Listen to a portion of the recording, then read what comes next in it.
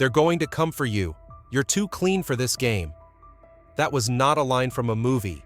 It was Eddie Griffin's chilling warning to Malcolm-Jamal Warner. A few weeks later, Malcolm, the star beloved by millions of American viewers through his role as Theo Huxtable in The Cosby Show, suddenly drowned while on vacation in Costa Rica. The media hurried to craft a touching story, a heroic father plunging into the water to save his daughter. But in less than 48 hours, everything began to change.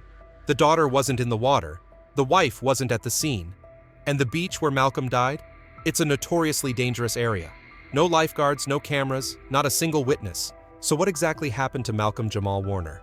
Amidst mounting doubts, Eddie Griffin speaks out once again. They have to let us know first before they can do anything to us. That's heavenly rules, right? Was it a sudden accident, a sacrifice, or an elaborate plan hidden beneath seawater and absolute silence? Subscribe to the channel now to join us in exposing the truth that Hollywood doesn't want you to know. The silent warning. What did Griffin see in Malcolm? After Malcolm-Jamal Warner's death, shocked public opinion, social media, the press, and even celebrities who had once worked closely with him began to speak up about things no one had dared to say before. One of the first and loudest voices came from Eddie Griffin, not at a press conference nor in a carefully written tribute, but in a brief podcast interview where Eddie, his eyes brimming with truths not yet spoken, bluntly said, "I tried to warn Malcolm. I told him if you don't sell your soul, they'll come for you." This was not a joke, not just a casual warning from a concerned friend. It was the statement of someone who had once lived inside the machine, who had seen it crush those who refused to bow, and who had once pulled his friend off the tracks just in time. Only this time, he wasn't fast enough. In that context, people began to look back at who Malcolm-Jamal Warner really was. Not through the lens of The Cosby Show where he played Theo Huxtable for 8 full seasons, but as his true self, an artist. A man, a father, and an individual who tried to live authentically in a system that preferred to break people rather than support them. Perhaps Eddie saw that more clearly than anyone. Since their days filming Malcolm and Eddie in the late 1990s, Eddie Griffin had known Malcolm wasn't like the other young black stars in Hollywood. He didn't party. He had no scandals. He didn't play the game of pleasing white audiences in exchange for survival. On the contrary, Malcolm lived in a strangely quiet way, but was always sharp, always aware of where he stood and who was truly in control of the game. Eddie once said Malcolm wasn't someone who got fooled. He knew exactly what he was up against, and still chose not to bow down, a choice that could be seen as courageous. But in Hollywood's eyes, it was suicide. What especially worried Griffin was the combination of Malcolm's so-called ideal image and the quiet resistance he embodied. In an industry where black men were often forced to act the fool, take clownish roles, or be tied to violent stereotypes, Malcolm rejected all of that. He once said clearly, "I've never taken a role that made me feel like I was betraying the black community." That wasn't just a career stance, it was an act of defiance. And that's what sent chills down Eddie's spine. Because people like Malcolm, talented, principled, and with their own voice, are exactly the kind of people Hollywood's machine can't control. And if it can't control you, it eliminates you. In a private interview a few years ago, Malcolm once told Eddie, "I don't know why I always feel like I'm being watched. Something's not right. I don't live like them, and I think they know that." To outsiders, that might sound paranoid. But to Eddie, who had seen so many black artists drained and discarded by the system, it was a cry for help. It's no coincidence that even after The Cosby Show ended in 1992, at the peak of his fame at only 22 years old, Malcolm's film career stalled. He wasn't given major opportunities, didn't receive the big scripts his talent and fame deserved. Every audition led to minor indie projects, short-lived TV shows, or forgettable supporting roles. People in the industry started whispering that Malcolm was hard to work with, that he was too rigid, that he wasn't flexible. Terms which in Hollywood are often code for "this person doesn't obey." Eddie Griffin knew this. He clearly saw his friend being slowly isolated from the industry. No one openly opposed Malcolm, but everyone stayed away. And when Malcolm began writing, appearing on podcasts, sharing deep political, social, and cultural thoughts about how black people were misrepresented in the media, things only got more dangerous. In a powerful editorial sent to the Television Academy in 2021, Malcolm wrote, "Even when black people are given the opportunity to tell their own stories, it's often just an illusion of control. The real narrative is still in the hands of white producers." The piece went viral in communities of color, but felt like a slap in the face to major studios. Eddie called it the point of no return. However, the scariest part wasn't that Malcolm was being silently blacklisted, it was that he never complained. No reaction in the media, no angry posts, no talk show sob stories. He suffered in silence. And that's when Eddie truly began to worry. He knew when a man stays silent too long in pain, he either explodes or disappears. And Malcolm disappeared. Eddie once recalled a moment he could never forget. One night over dinner, Malcolm turned and asked, "Do you ever feel like you're at your own funeral and everyone's just pretending you're still alive?" That wasn't a joke. It was the sigh of a man who had gone too deep into darkness, with no one reaching in to pull him back. So what did Eddie Griffin see? He saw a man who knew the truth, an artist who refused to bow, a father unwilling to trade his soul for a career. And he knew, because he'd been there, that in this entertainment world, if you don't sell yourself, they'll find a way to destroy you. But what Eddie didn't know, or couldn't stop, was that Malcolm was getting too close to something someone didn't want the public to know. A secret, a project, a confession. He didn't say, but he was sure of one thing. I warned him. I said, if you stay too clean, you'll become a target. And he knew, but he still moved forward. And then the worst happened. The fateful day on that Costa Rica beach didn't just take a life. It left behind a trail of questions. What Eddie felt was no longer just a gut instinct. It was starting to be confirmed by strange, contradictory, and inconsistent details that could no longer be ignored. Suspicious inconsistencies in Malcolm's death. The first 48 hours after Malcolm-Jamal Warner's death were strangely chaotic. News outlets reported that the famous actor had gone missing at Playa Avellanas Beach, Costa Rica. At first, some local sources claimed he had been swept away by a rip current while swimming near a whirlpool zone. But less than a day later, the official version changed. They said he had suffered a stroke after exerting himself trying to swim back to shore. That sudden change was the first red flag. A 54-year-old man in good physical condition with no history of heart disease experienced with beach vacations suddenly suffering a stroke in shallow water. Even more concerning, the initial autopsy report from Costa Rica was never made public. Meanwhile, major newspapers in the US quickly used the phrase "natural causes" to wrap up the whole story. No more mention of rip currents, no details about external injuries, no analysis of water in the lungs. It was as if someone was in a rush to close the case. Additionally, the date of death, July 20th, coincided with the 201st day of the year. A strange coincidence if you know that The Cosby Show had exactly 201 episodes. To many this means nothing, but to those who study hidden messages in Hollywood, numbers are rarely meaningless. Eddie Griffin was the first to spot this match, and according to close friends, his reaction was frozen in shock. The next strange detail lay with the only witness, Malcolm's wife.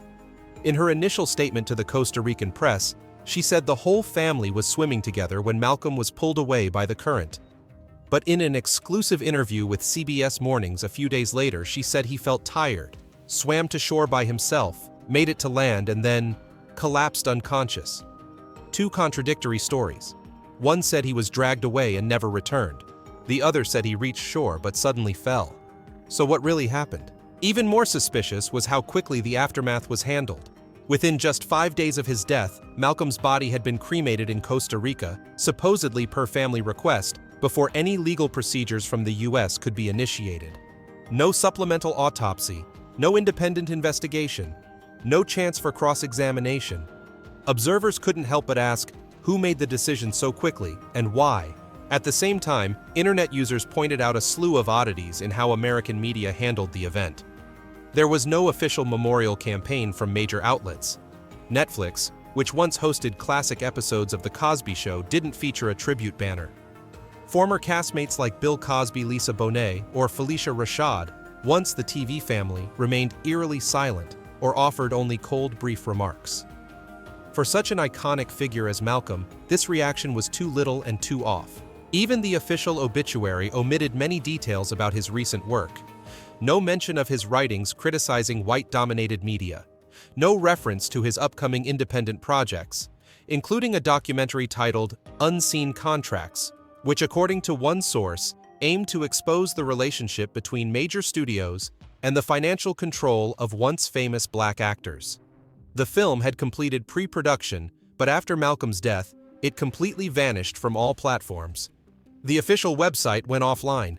Social media accounts linked to the film went silent. Conspiracy theorists began digging deeper.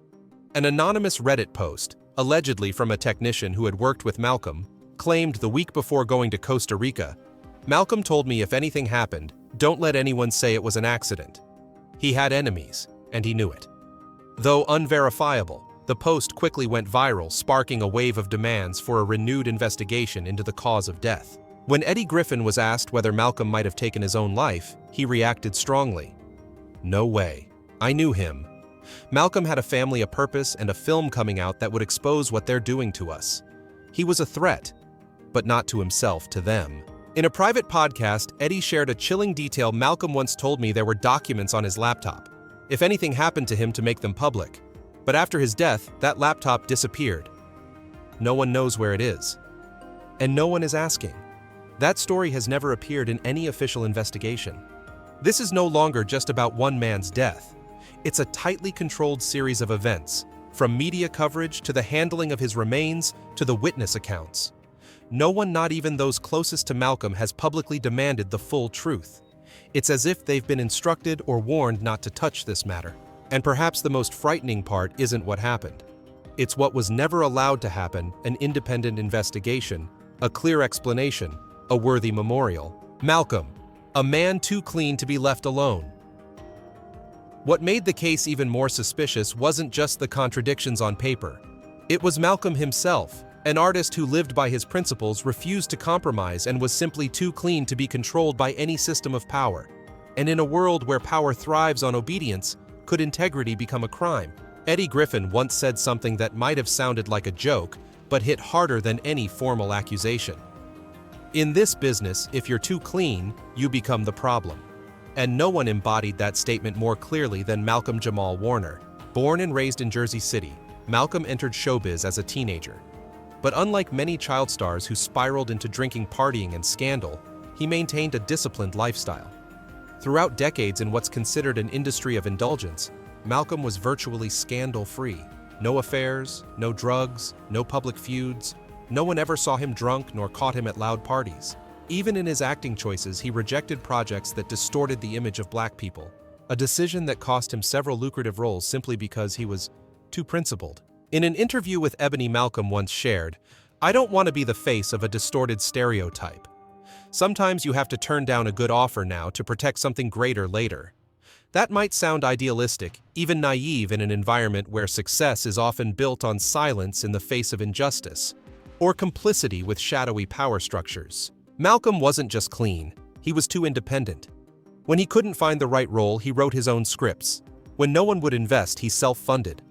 When mainstream media ignored him, he launched his own platforms to share his thoughts. His blog posts, later compiled and circulated in creative black communities, included lines that sent chills down readers' spines. "You think you were chosen for your talent? No. You were chosen because you fit into a system that was already designed. And if you no longer fit, you'll be removed. Quietly, cleanly." To the power circles in Hollywood, that wasn't an opinion, it was a threat. Here was a man with influence, once a childhood icon, to millions of Americans daring to question how Hollywood builds up then drains black stars. He didn't name names, he didn't chase headlines, but it was precisely his calm, sharp, and articulate reasoning that made them afraid. Malcolm didn't need to shout, he only needed to write. In a 2021 op-ed submitted to the Television Academy, the same year marking 30 years since The Cosby Show's finale, Malcolm asked, "Why, after 30 years, are white decision-makers still the ones who dictate how black people should appear on screen?" The article was not widely published, but within the industry it spread quietly like a wake-up call.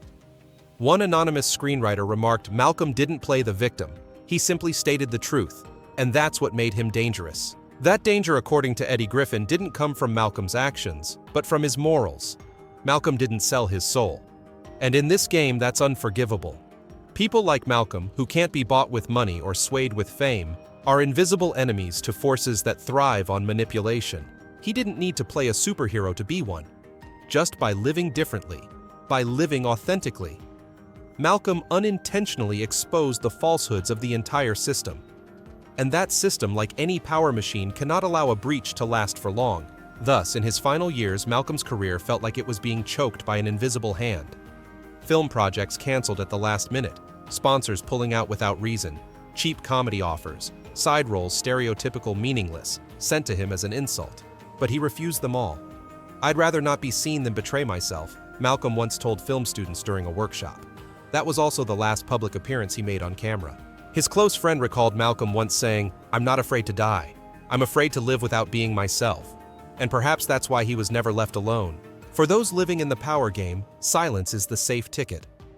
But Malcolm chose to speak. He spoke through his writing, through his choice of roles, through rejecting transactional offers. And by doing so, he isolated himself in a world where being clean is the gravest offense. Someone once asked Eddie Griffin, "Why do you think they got rid of Malcolm?" He gave only one answer: because he had nothing to hide. And the people with nothing to hide are the most dangerous. So if Malcolm was truly silenced, then who benefited from that silence? The answer lies in contracts never disclosed, and a mysterious film that vanished without a trace. The price of speaking out. Malcolm didn't just choose the clean path in silence. He spoke directly, clearly, and in the eyes of those who control the entertainment industry, that was the greatest crime. Because when you live truthfully, you become a mirror reflecting the distortions they try to hide. In 2021, exactly 30 years after the final episode of The Cosby Show, Malcolm sent a lengthy essay to the Television Academy, the highest authority in American television. In it, he not only reflected on his artistic journey, but also exposed truths that mainstream media constantly avoids. Malcolm declared plainly, Black creators don't truly control their own image on screen. The gatekeepers, the final decision-makers, are still white. His tone wasn't angry, but every line felt like a blade to Hollywood's censorship system. Malcolm argued that the portrayal of Black people on American television had evolved, but in a superficial way. From the roles of slaves, criminals, and exaggerated buffoons in previous decades, now they were allowed to wear suits, sit in executive chairs, hold microphones as hosts, but were still forced to maintain a safe identity, easy to market, easy to digest, and non-threatening to the status quo. They give us a new image, but it's still the same mold, Malcolm wrote, and if you don't fit that mold, you don't get on screen. The piece shook creative Black circles, but mainstream media ignored it. No major outlet reprinted it. No talk show invited Malcolm to discuss it further. No official response from the Academy. But Malcolm didn't stop there. He self-produced a podcast titled Not All Hood, an effort to redefine Black identity through academic dialogue and cultural critique. In each episode, he analyzed complex aspects of Black culture, from history, politics, and art to communal psychology, with the aim of dismantling the warped perception that Black equals sign, violent, exaggerated, comedic, and dangerous. Malcolm was especially critical of modern hip-hop, calling it a culture so commercialized it's betrayed its own soul. He condemned the glorification of violence, misogyny, toxic masculinity, and the spread of negative ideals about Black people within their own communities. One podcast segment made many in the music industry uneasy. We're teaching our kids that a Black man's worth is measured by his scars, arrests, and betrayals. And like his essay to the Academy, Malcolm's podcast received no platform promotion, no award nominations, no invitations to conferences. Yet each episode drew thousands of listeners, quietly, steadily spreading like an unstoppable undercurrent. Malcolm's most dangerous move was rejecting the power game. He turned down numerous contracts, which according to friends came with conditions to stay quiet and obedient. He declined offers to join reality shows, despite million-dollar fees. He refused roles that required him to yell betray or become a joke in the eyes of the audience. A producer once complained in a leaked email Malcolm is too difficult to work with. He wants to rewrite scripts so the Black character doesn't act stupid. But to Malcolm, that wasn't stubbornness. It was principle. He once said in a workshop, "I've never accepted a role that made me ashamed of my community." That statement was simple. But in an industry where actors willingly play anything to stay relevant, Malcolm's words felt like a slap to those who had once stood beside him, only to sell out their values for a few minutes of fame. And the price didn't take long to come. Malcolm was slowly pushed out of the media radar. Film deals vanished for no reason. Sponsorships disappeared. Even friends in the industry, those who once called him brother, gradually went silent. He once told Eddie Griffin during a late-night call, "I feel like I'm attending my own funeral, but I have to smile at every person who comes." And then, when the news broke that Malcolm had drowned, no one truly believed it was just an accident. Not from a man who could swim, Not from someone who once said he feared the water. Not from someone who had just turned down a major TV contract because he refused to sell out his community's image. But living righteously doesn't mean living peacefully. The price of honesty isn't only paid externally, it eats away from within. Behind those hard-hitting statements was a tired, isolated man worn down by expectations and loneliness. Malcolm's inner world. A man lost in an old world. After all the praise, the applause, and the fame built since he was 14, thanks to his role as Theo Huxtable in The Cosby Show, Malcolm-Jamal Warner ultimately had to walk alone through the darkness of misunderstanding, the cold of betrayal, and the depths of isolation. The cheers of the past faded, while the pain of being too clear-eyed became more real each day. Many admired Malcolm from afar, intelligent, composed, talented, and scandal-free. But few knew that behind that calm face was a soul that had collapsed more than once. Former friends said that after 2021, the period when he publicly expressed his stance against industry biases, Malcolm began showing signs of severe depression. He would lock himself in his apartment for days, not answer calls, ignore emails, and only open the door for one person, his mother. A close friend revealed, "For an entire week I sent dozens of messages, called his landline and cell phone, but no one picked up. Then he replied with just one line, 'I'm fine. Just need a bit of silence.' But everyone knew that silence wasn't rest, it was exhaustion. He ended a relationship of more than 10 years with his girlfriend, an independent film producer, simply because he no longer had the strength to love. The pressures of the entertainment industry, the unshakable identity of Theo Huxtable, and the growing doubt about the sincerity of those around him made him retreat like a hedgehog. Every time he stepped outside, it felt like wearing a mask. Every interview was a careful performance to avoid angering those who pulled the strings from the shadows. Worse still was the betrayal from those who once called him brother, colleague, mentor. When Malcolm began speaking out about injustices in the industry, very few supported him. Most chose silence. Some turned their backs. One longtime friend anonymously said in an interview, "Everyone loved Theo, but they didn't love Malcolm. They loved the cheerful black boy who made them laugh on TV. But the real man with opinions and ideals scared them." At times, Malcolm considered disappearing completely. No more Hollywood, no more television, no more spotlights or scripts to memorize.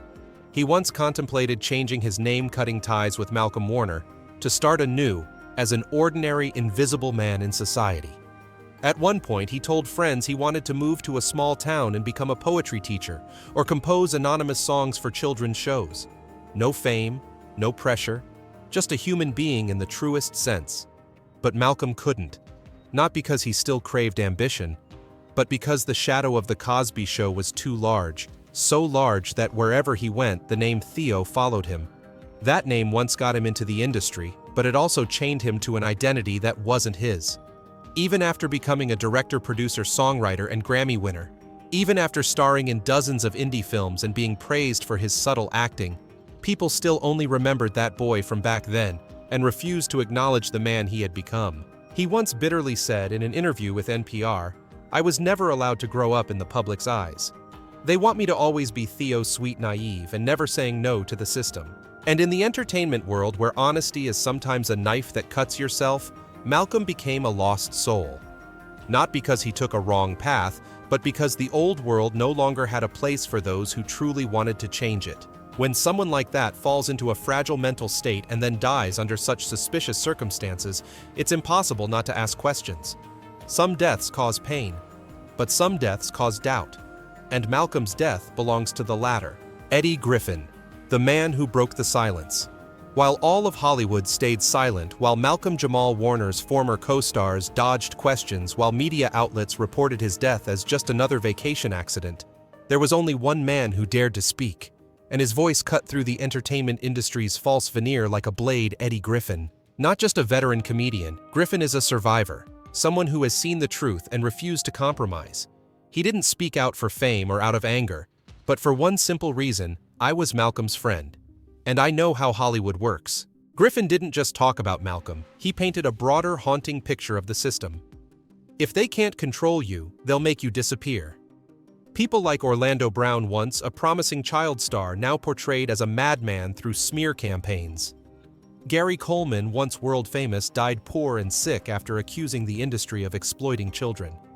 Dave Chappelle, a black comedy genius, vanished at the height of his career after refusing to compromise on his own show. They all had one thing in common: none of them were willing to smile on command.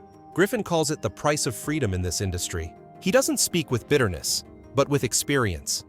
A man who once refused to play a stereotypical black villain and was blacklisted from major shows. A man who watched his friend, Malcolm, choose to live clean, reject harmful roles, launch a podcast to dismantle the narrative that black equals violence, only to suddenly disappear. Griffin stated plainly, Hollywood doesn't want you to live truthfully. They want you to be useful. While you can still make them money, while you can convince audiences that black folks should act this way, talk that way. But the moment you stop laughing, stop nodding at the right time, you become a threat, and they'll do everything they can to make you a problem, then erase you. This isn't a threat, it's a warning. In just over 10 minutes of interview, Griffin never raised his voice. All he needed was truth. No filter, no sugarcoating. He called out the system by name, spoke of the forced contracts, the coded roles black actors must accept just to make it on screen. He said Malcolm once confided, "I'm tired of acting in real life. I just want to be myself." And that's what wasn't allowed. Because as Griffin concluded, you can be a star, but don't forget, that light, you didn't create it. They can turn it off at any moment. Maybe Malcolm's light was turned off. But Griffin and the millions who watched The Cosby Show, who believed in the American dream for people of color, won't stay silent.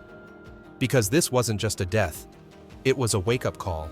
Do you believe in coincidence, or do you believe in the truth? Share this video if you believe there's still far too much left unsaid. Because if we stay silent, there will be more Malcolm-Jamal Warner swept away without a trace. All data, analysis, and commentary in this video are presented based on information available at the time of production. The content is subject to change over time and should not be considered a definitive forecast. There is still so much more to explore: stories of resilience, legacy, and truth. Feel free to dive into some of our top recommended videos now appearing on your screen.